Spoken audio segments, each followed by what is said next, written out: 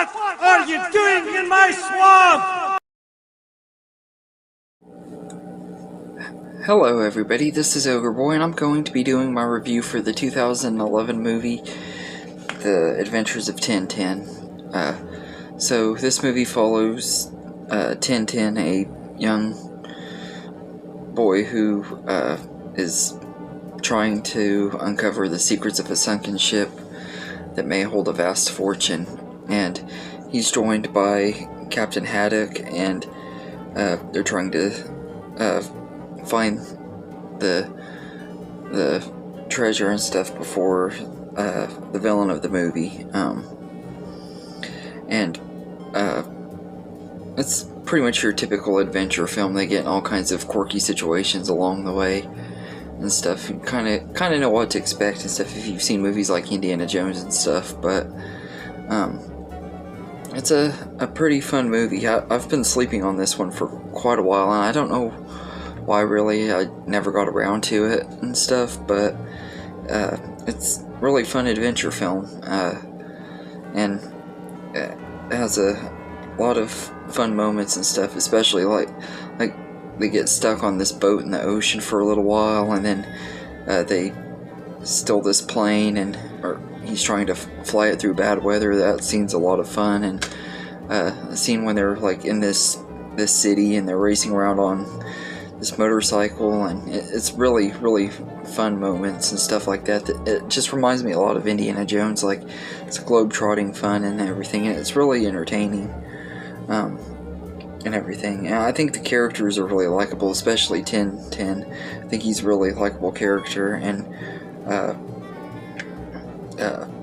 Jamie Bell does his voice. Yeah, I think he's okay, although I do kind of wish they would have had somebody else do his voice and stuff, because his voice sounds way too old to fit the character. I think they should have gone with someone who was either actually a teenager or something, because Jamie Bell just didn't really fit that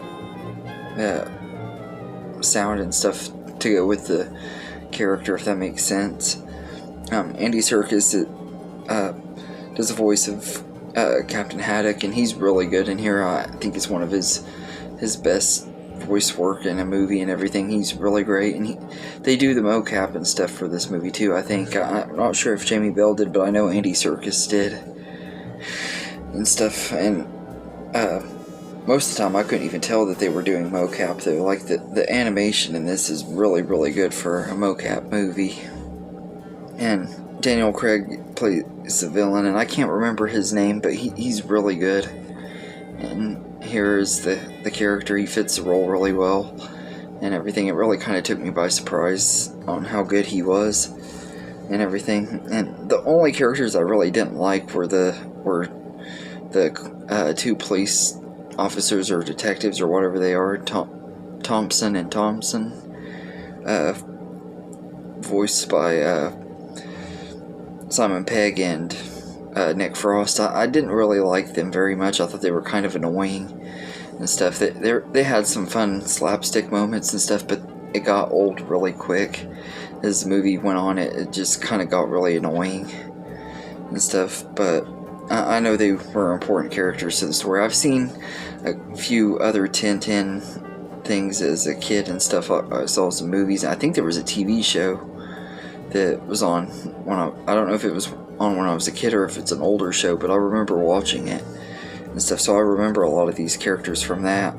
But they were all good in here and everything. All, for the most part, pretty likable. And Snowy, I'm not really a big fan of dogs in movies. I'm not really a dog person, but I like Snowy. I thought he was kind of a cool little sidekick for Tintin and everything. And I love like how when he barks and stuff, he actually sounds like a real dog.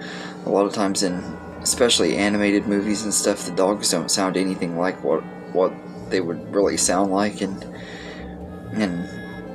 everything. They have like a certain sound that they use for dog effects and stuff, and this one he actually sounds like a legit real dog that I used to have and everything. Like, his bark reminded me of him and stuff, that I would have actually had around the time that this movie came out, actually. I can't believe it's been almost 10 years since this came out. I'm just now seeing it for the first time. As big of a fan of Steven Spielberg as I am, and Peter Jackson helped make this movie. I think him and Spielberg were collabing on it, and Jackson was supposed to direct the sequel that's probably never going to happen now. But I think this was a really fun movie. It does have a slow start though, like the first 20 to 30 minutes of it is kind of slow, but once they get going and stuff, and they get on the ship and stuff before they end up in the little lifeboat thing, once they get on there, the movie just starts picking up pace, and it never slows down. It's a lot of fun, really entertaining, and everything. I really enjoyed this movie, and I think it's somewhat underrated, although I think people like it more than I do. I was a little bit disappointed in it because I've heard so many people talk about how great it is and stuff, and I liked it, but I don't think it was as good as some people said. But I don't think it's as bad. I don't think it's really that bad either. It's just one of those that's a fun movie that I'll watch every once in a while, but it's not one of my most favorite movies that Spielberg's directed or anything. But I enjoyed it. I was invested in the characters and stuff enough that I would have wanted to see the other two movies that they were planning in the trilogy, but I guess they're not ever going to happen and stuff. I don't know what's going on with it. I don't think that they do either. It's been talked about for years. I'll believe it when I see it, kind of like Avatar 2. But John Williams' score in here is really good. It's actually one of his best scores in recent years. It brings that fun adventure feel that you would expect from these type of movies that he's really great at doing, like he did with Indiana Jones and stuff. It has really, really great music in here, and like I said, visually it's done really well. Like mocap animated movies, a lot of times I don't really have anything against the movies themselves, but the animation ages really badly. Like I love Polar Express and the Christmas Carol with Jim Carrey. Both of those movies are great, and Monster House. All three of them are really great movies, but to me, the animation is really hard to look at. It really ages really badly most of the time. There's a Sinbad movie from, I think, the year 2000 that I got, that was one of the first ever mocap animation movies, and it's aged even worse than those. It's like one of the worst looking animated movies I've ever seen, and this movie actually holds up really well. It looks really, really good still 10 years later, so I thought that was really awesome. And there's some cool little nods to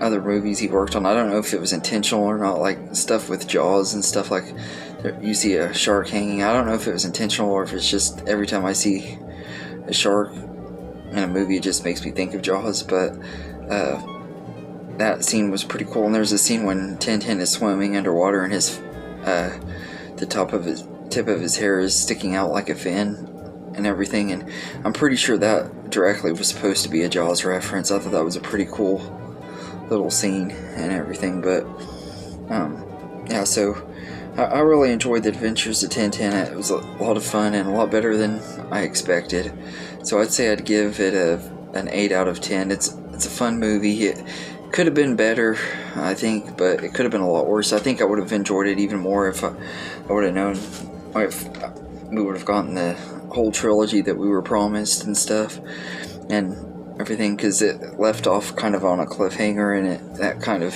takes it down a notch for me too. I probably would have gave it a little bit of a higher rating and stuff if it wasn't for that, but it's really entertaining, and I definitely would recommend it if you haven't seen it. It's a fun movie. So let me know in the comments what you think of the Adventures of Tintin, and I hope you enjoyed this video, and have a good day, everybody.